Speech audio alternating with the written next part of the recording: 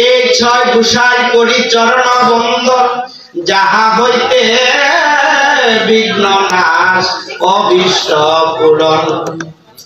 এই ছয় গুসাই যবে ব্রজে কৈলাবাস, রাধা কৃষ্ণের নিত্য লীলা করিলেন প্রকাশ।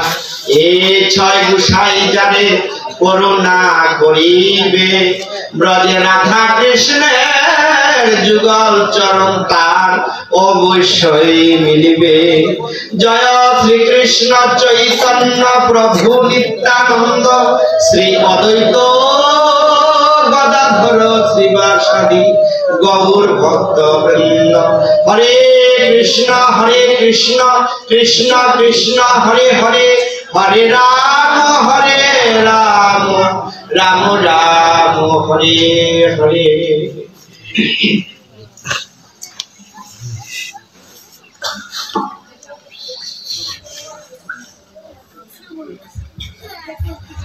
জয় রাখে। আমাদের এই ভাগবতী আলোচনা 2 দিনের জন্য। আজকে প্রথম দিন, মোট 4 দিন কীর্তন হবে, ভাগবতী আলোচনা হবে। 4 দিনের মধ্যে আমি অধমকে আপনাদের পদধূলি দান করবেন বলে ডেকেছেন 2 দিন। আজকে প্রথম দিন, আগামী দিন। তবে আজকে আমরা শ্রীমদ্ ভগবত গীতা থেকে কৃষ্ণ কথা আলোচনা রাখবো, আগামী দিন শ্রীমদ্ ভাগবতম থেকে কৃষ্ণ কথা আলোচনা রাখবো। আজকে এমন কি কারণ মনে বাসনা আছে শ্রীমদ্ ভগবত গীতার কোন অধ্যায় কৃষ্ণ কথা শুনতে চান?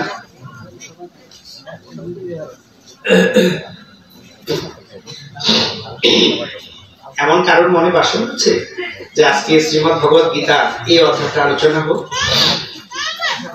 বলে বলতে পারে প্রত্যেকটাই সুস্বাদু কৃষ্ণ কথা।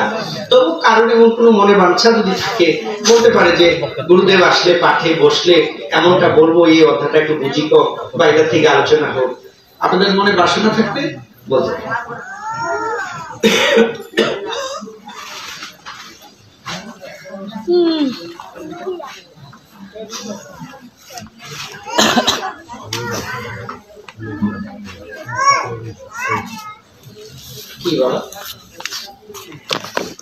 ভগবান অর্জুন ভগবান সে বলছেন যে হে কৃষ্ণ, আমি পাপ করিতে চাই না, বলপূর্বক কে আমাকে পাপ করাই। 3য় অধ্যায়, সে অধ্যায়টুকু যদি কৃপা করে আমাদেরকে দেয়। শ্রীমদ্ ভগবত গীতা 3য় কর্মযুগ, তাই তো? খুব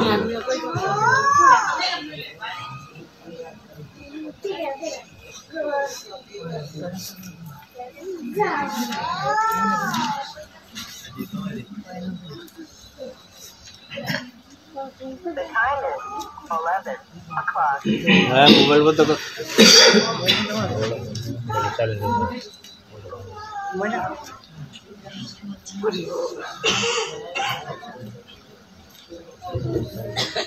আমাদের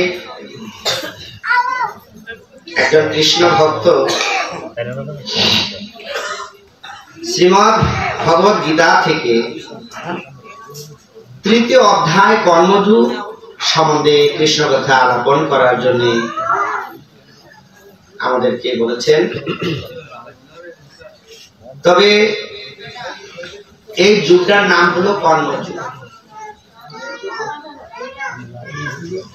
অর্জুন বাচ্চ যার্ষি চেত কর্ম নস্তে মতা বুদ্ধির জনার্দন, তৎকিং কর্মণি বুড়িমান নিয়োজসী কেশব, বাণী শ্রেবণ বাক্যান বুদ্ধি মুহর শিবমি, তদেকং পদ নিশ্চিন্ত যেন শ্রেয় হম। শ্রী ভগবাচ লোকে হস্মিন দিবিতা নিষ্ঠা পুরা পুরটা ময়ানা, গান যুগে সংখ্যানাম কর্ম যুগের যুগিনাম, ন কর্মং পুরুষ স্তুতে, ন চ সন্ন্যাসন দেব সিদ্ধি সমাধি করছে। অর্জুন বলিলেন, হে কৃষ্ণ, যদি কর্ম অপেক্ষা জ্ঞান বড় হয় তবে তুমি আমাকে যুদ্ধ করিতে বলিতেছ কেন? তোমার 2 প্রকার কথায় আমার মন মোহিত হইতেছে, যে পথে আমার মঙ্গল হইবে সেই পথটি আমাকে বল। যে আমি তো পাপ করতে চাই না, আমাকে পাপ করায় কে এবং কেন করি? অর্জুন চিন্তা করে দেখেছেন যে এত সুন্দর কথাবার্তা কে বলে এখানে?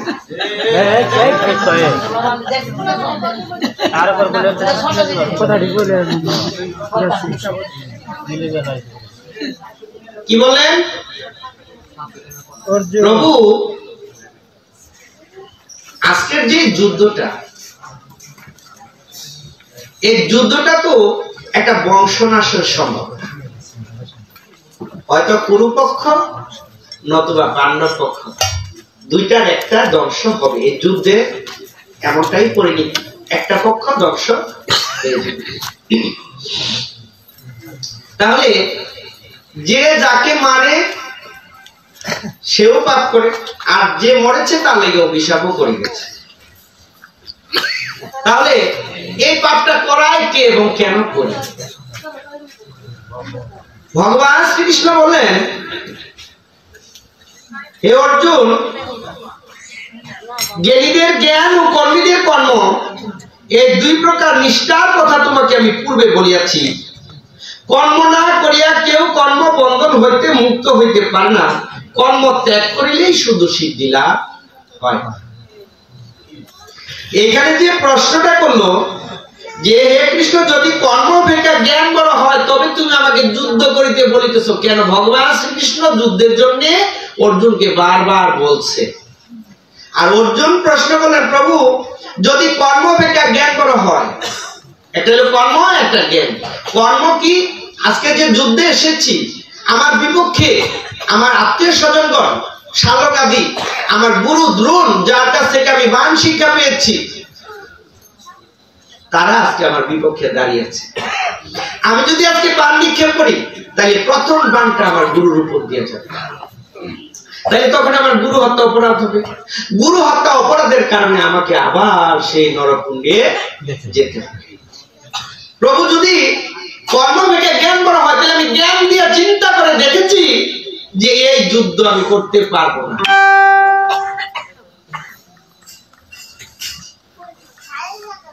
তখন বলছে অর্জুন, তুমি কর্ম করো, ফলের আশা করো না। ফলের আশা তোমার নয়, তুমি শুধু কর্ম করে যাবে। অর্জুন, তুমি কাকে মারতে পারবে? আমি সকলকে মেরে রেখেছি, তুমি মাত্র উপলক্ষ হও। তুমি উপলক্ষ, তুমি মারার কেউ না, তুমি কাউকে মারতে পারো। আমি সকলকে মেরে রেখেছি। এটা নাম হলো ধর্মযুদ্ধ। পাপীদের বিনাশ হবে, ধর্ম সংস্থাপন হবে, সাধুদের রক্ষা হবে। তাহলে এখানে আমরা দুইটা দেখলাম, দুর্যোধনের যাদের মঙ্গল সাধন করতে আসছে তারা সকলেই পাপী, আর যারা পঞ্চপাণ্ডব তাদের পক্ষ নিয়ে যারা গেছে তারা কৃষ্ণ ভক্ত। ভগবান ভক্তের দিকেই সবসময় থাকে। তিনি এর পরের অধ্যায়, চতুর্থ অধ্যায় জ্ঞান যুগে 7 নং এবং 8 নং শ্লোকে ভগবান বলেছেন, যদা যদাহি ধর্মস্য গ্লেনি ভর্মত ভারত অদ্ভুতানাং ধর্মস্য তদাত্মানাং সৃজামহং পরিত্রাণায় সাধনাং বিনাশাস্য দুষ্কৃতাম ধর্ম সংস্থাপনার্থে সপগামী। হে অর্জুন, যখনই ধর্মের গ্লানি হয়, পাপ বৃদ্ধি পায়, তখন আমি নিজের মায়া বলে শরীর ধারণ করে পৃথিবীতে অবতীর্ণ হই। অবতীর্ণ হয়ে আমি 3টি কাজ করি: সাধুদেরকে পরিত্রাণ করি, পাপীদেরকে বিনাশ করি এবং ধর্ম সংস্থাপন করি। তাহলে আজ ভগবান বললেন তিনি সাধুদেরকে পরিত্রাণ করবেন। তিনি এটা সত্য যুগ থেকে কলিযুগ পর্যন্ত আরো যদি কোন যুগ আসে বা যায়, প্রত্যেক যুগে যুগে আমার গোবিন্দের শ্রীমুখের বাণী একটাই সত্য থাকবে, এর মধ্যে কোনো মিথ্যা হবে না। তিনি সাধুদেরকে পরিত্রাণ করবেন আর পাপীদেরকে বিনাশ করবেন। আচ্ছা, এই কথাটা আমার প্রভু যে বলছে, এই কথাটা কতটুকু সত্য, একবার কি আমরা একটু চার যুগে একটু গেলে ভালো হবে নাকি? যাবো নাকি? কষ্ট হবে আপনাদের? তাহলে একবার ভেবে দেখুন তো। সত্য যুগে যদি যাই, প্রভু আমার বললেন প্রত্যেক যুগে যুগে তিনি এই কথা বলেছেন, তাহলে সত্য যুগ থেকে শুরু করি কলি যুগ পর্যন্ত যাও। সত্য যুগে প্রভু যদি বলেন যে তিনি পাপীদেরকে দণ্ডদান করেন আর সাধুদেরকে রক্ষা করেন। হিরণ্যকশ্যপু নামে একজন দৈত্যরাজ ছিলেন, তার সন্তান হল ভক্ত প্রহ্লাদ। তার অপরাধ কি ছিল? সে বিষ্ণু নাম কৃষ্ণ নাম করতেন, এটাই তার অপরাধ ছিল। তাহলে কৃষ্ণ নাম যে করে থেকে সাধু, তাকে রক্ষা করবে কে? ভগবান। তাইলে যেহেতু দৈত্যরাজ তিনি আর তার সন্তান কৃষ্ণ ভক্ত, এই জন্য তাকে তিনি মারার জন্য কৌশল নিলেন, নিজের বাবা হয়ে সন্তানকে মারার কৌশল নিলেন। সে কি? প্রথমে তাকে কি করলেন? তপ্ত তেল, গরম ফুটানো ভগবগাইনা তেলের মধ্যে হাত পা বেঁধে এই 5 বছরের শিশুটাকে নিয়ে ছেড়ে দিলেন। কিন্তু তার তো একটাই ডাক, হরিকে ডাকা, বিষ্ণু নাম স্মরণ। তিনি এই যে বিষ্ণু নাম স্মরণ করেছেন বলে এই তপ্ত তেলের থেকেও তিনি বেঁচে গেলে তার কিছুই হয় না, যেন শীতল জলে কি। সে কি অন্য কোনো মন্ত্র পড়েছিল নাকি? তাহলে কি মন্ত্র পড়েছিল? বিষ্ণু নাম স্মরণ করেছিল। তাহলে ভগবান তো আগেই বলেছিলেন যে যে আমার নাম স্মরণ করে সে হলো আমার ভক্ত, ভক্তকে রক্ষা আমি নিজে করি। তাহলে এখানে ভগবান প্রমাণ করে দিল। অনেকে কয় কৃষ্ণ নাম নিলে আর কি হইব, লইলে আর কি হইব, তাবিজ তো একটা বেঁধে গেল। এই তাবিজে বেশি দিন খাওয়াইতো না। আর গোবিন্দের নামের তাবিজ যার ভিতরে আছে তার কিছু না। তাইলে ভগবান বুঝাই দিলেন যে তার নামের যে কি গুণ। প্রথম দান, যখন এই তপ্ত তেলের মধ্যে সে মরল না, তখন তাকে রাজ হাতির তলে পিষ্ট করে মারার জন্য পাঠিয়ে দিলেন, হাত পা বেঁধে। রাজ হাতিও তাকে মারতে পারল। এবার কি করলেন? এবার তার বুকের মধ্যে পাথর বেঁধে পাহাড়ের উপর থেকে ঢিল মেরে সাগরে ফেলে দিলেন, যে এবার তলে যাবে, ওখানে গিয়ে সাগর বন্ধ হয়ে মারা যাবে। কিন্তু রাধে কৃষ্ণকে মারে। হ্যাঁ, যখন নাকি এই পাথরের মধ্যে বেঁধে ফেলে দিয়েছে, ওই নিচে থেকে উঠে সে ভেসে ভেসে হরি নাম করছে, ওই যে ভগবানের মুখের বাণী।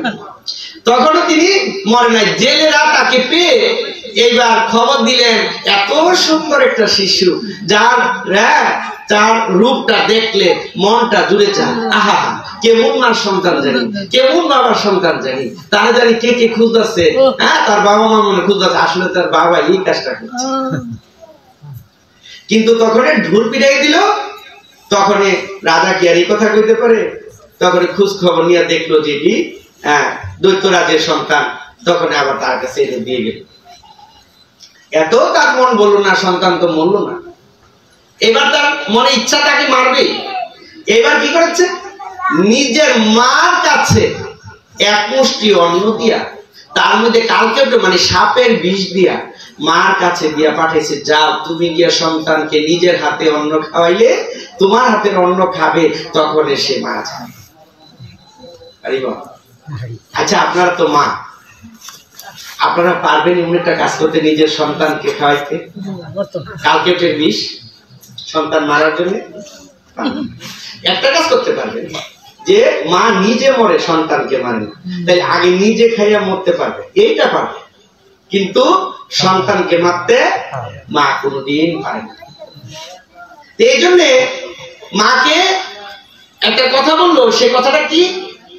হয় তুমি তাকে খাইয়ে মারবে, আর নতুবা তোমার গলা কাটা হবে। এখন মা কি করবে? মার মনে বিশ্বাস ছিল, যেহেতু এত কিছু বিপদ থেকে আমার সন্তান যখন বেঁচে এসেছে, তাহলে আমার গোবিন্দ যেহেতু তাকে রক্ষা করতেছে প্রত্যেক বিপদ থেকে, তাহলে আমার এইটার থেকে আমার গোবিন্দই তাকে রক্ষা করবেন। এই জন্যে মা এই কালকেটের বিষ সন্তানের কাছে নিয়ে গেছে। কিন্তু এদিকে ভক্ত প্রহ্লাদ মাকে দেখে আহা আনন্দে দিদি করে নাচছে মনে মনে, আহা কতদিন মার চেহারাটা দেখি না। আর মা তোমার হাতের নবনী কতদিন ধরে খাই না মা, তুমি নিজের হাতে আমাকে খাইয়ে দিবে আজকে, কতদিন তোমাকে দেখি না, তোমার হাতে কতদিন ধরে খাই না। এই কথা যদি মাকে বলে, মা তো জানে যার ভিতরে কি আছে, সন্তান তো জানে না। তখন সে মনের কষ্টে মা অন্যদিকে মুখটা ফিরে কাঁদছে, বলছে মা তুমি আমার দিকে একবার তাকাও না। কিন্তু মা তো সন্তানের চোখে চোখে চোখ রাখতে পারছে না, মা তো জানি যার কি আছে। এই জন্যে মা অন্যদিকে তাকাইয়া তাকে খাওয়াচ্ছে, মাও বলছে হরে কৃষ্ণ, আবার সন্তান যে খাচ্ছে সেও বলছে হরে কৃষ্ণ, আমার গোবিন্দের নাম নিচ্ছে। তাহলে এই গোবিন্দের নাম যে নিচ্ছে, নামের গুণে সুখ না কাষ্টেও নাকি ফল ধরে। সেই কারণে আমার গোবিন্দের কৃপা, তাকে খাওয়াচ্ছে, সে আরাম করে খাইছে, কিন্তু তার কোনো সমস্যা হয় না। জয় জয় রাধা কৃষ্ণ।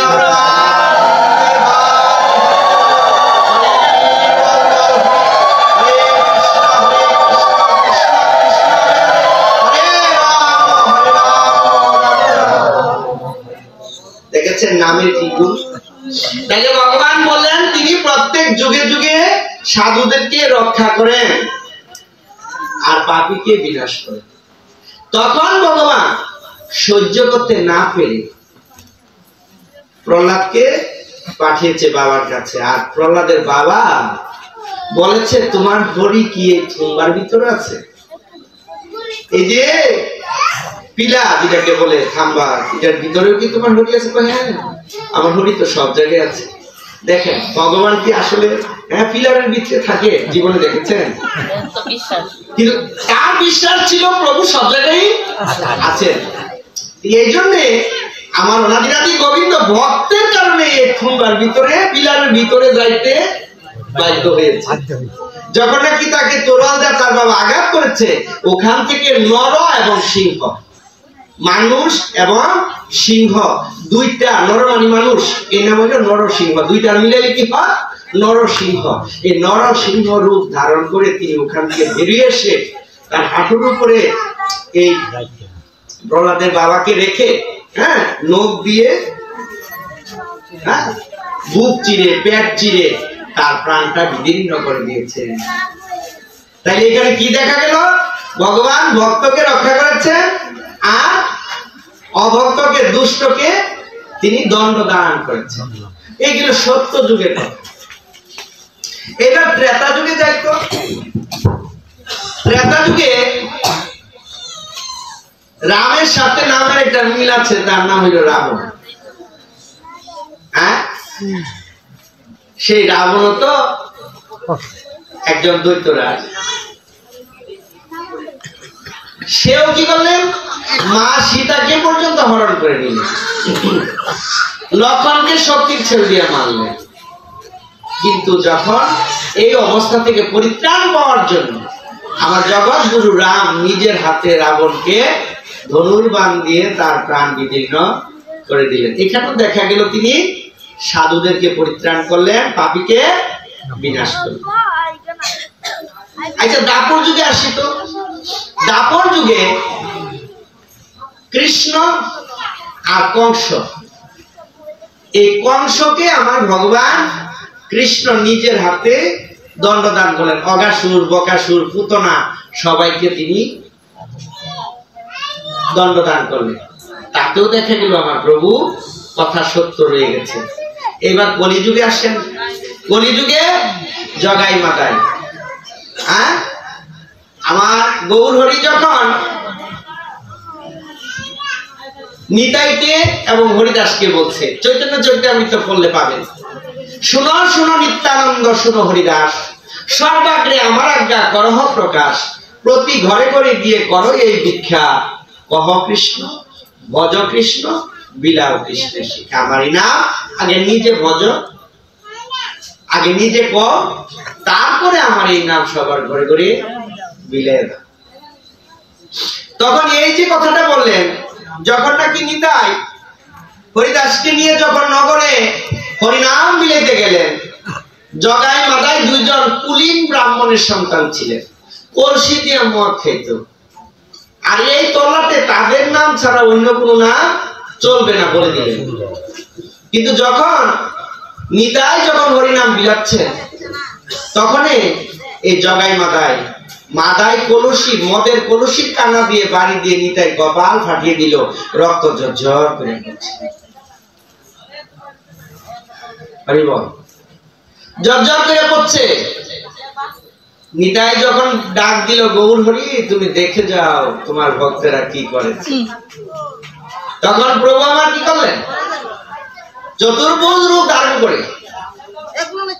শঙ্খ চক্র গদা পদ্মধারী হয়ে সম্মুখে এসে সুদর্শনকে আদেশ করলেন, সুদর্শন, যেই পাপী আমার নিতাই কপাল ফাটিয়ে দিয়েছে তাকে আমি পৃথিবীতে রাখবো না, তুমি প্রকট হও।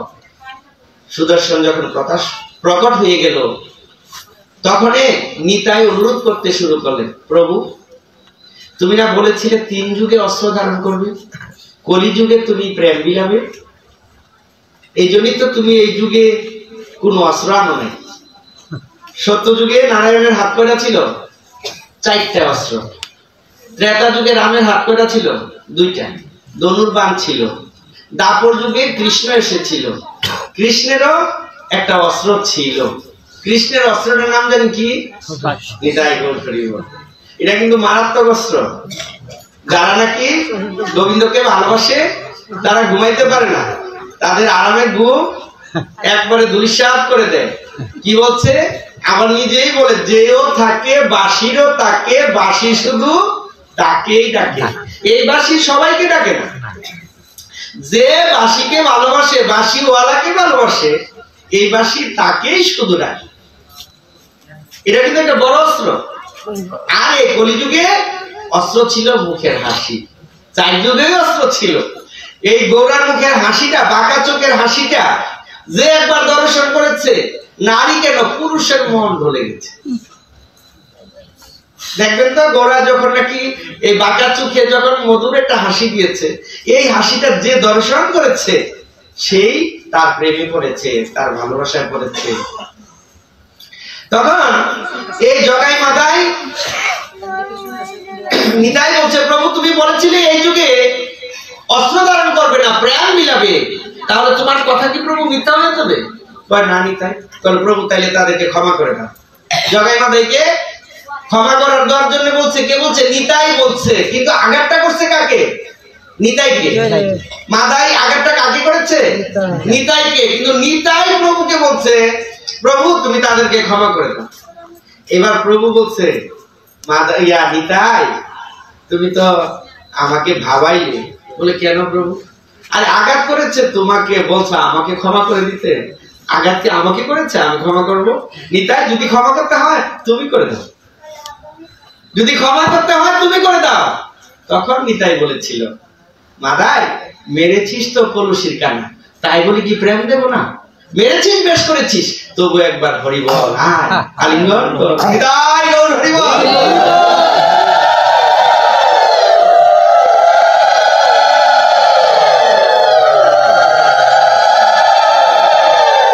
এই প্রেম শুরু হয়ে গেল এই জগাই মাদাই থেকে, নিতাইর কাছ থেকে। এই যে প্রেম আসলো, এই যে আলিঙ্গন আসলো, এই এখনো এই প্রেমালিঙ্গন জগতে চলছে।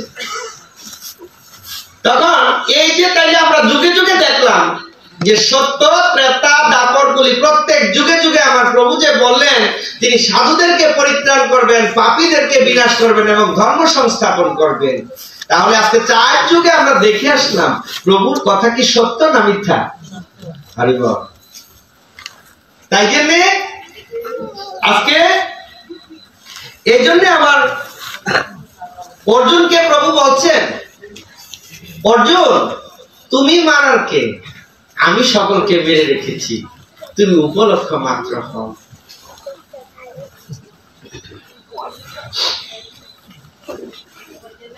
হে অর্জুন, জ্ঞানীদের জ্ঞান, কর্মীদের কর্ম, এই 2 প্রকার নিষ্ঠার কথা তোমাকে পূর্বে বলিয়াছি। কর্ম না করিয়া কেউ কর্মবন্ধন হইতে মুক্ত হইতে পারে না, কর্ম ত্যাগ করিলেই সিদ্ধি লাভ হয় না। অনেকে মনে করে ঘর ছেড়ে চলে গেলেই বুঝি গোবিন্দকে পাওয়া যাবে। কই গোবিন্দ তো এই কথা বলে নাই। বলছে কর্ম ত্যাগ অপেক্ষা কর্ম করাই ভালো। কর্মের মাধ্যমে গোবিন্দকে অতি সহজে পাওয়া যায়। কিন্তু এখানে কর্ম দুই রকমের আছে, একটা হলো সকাম কর্ম আর একটা হলো নিষ্কাম কর্ম। কি গো বৈষ্ণব, আপনি ঘুমাচ্ছেন কেন? আইসেন থেকে ঘুমাইতেছেন, আর কে কি ঘুমাচ্ছে দেখেন তো একটু ধরি দেন। জয় জয় রাধা রানী কি, জয় জয় রাধা রানী কি। যারা ঘুমায় তার নাম কি? হ্যাঁ, এখন ডাক্তার কি করবে? কি আমার ঘুমাতে আমি ঘুমাই সেটা দেবো সেটারে কি কাজ গনি দিয়ে দিলাম, গুন্দাও বাংলো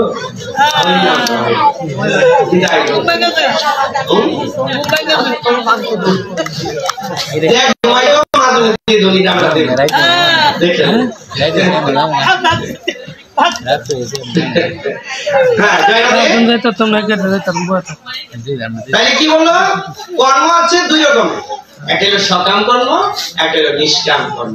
আচ্ছা, সকাল থেকে রাত্র পর্যন্ত আমরা প্রত্যেকটা দিন, আজকের দিনটাই আপনি বিবেচনা করে দেখেন তো, যে আজকে যে 24 ঘন্টার দিন, 12 ঘন্টার দিবা, 12 ঘন্টায় রাত্রি, 4 প্রহর দিন হয়, 4 প্রহর রাত্রি হয়, 3 ঘন্টায় 1 প্রহর হয়। তাহলে একবার ভেবে দেখুন তো, আজকে সমস্ত দিনে গোবিন্দকে কতবার দেখেছেন? দাদু ভাই বুঝতেন করেন?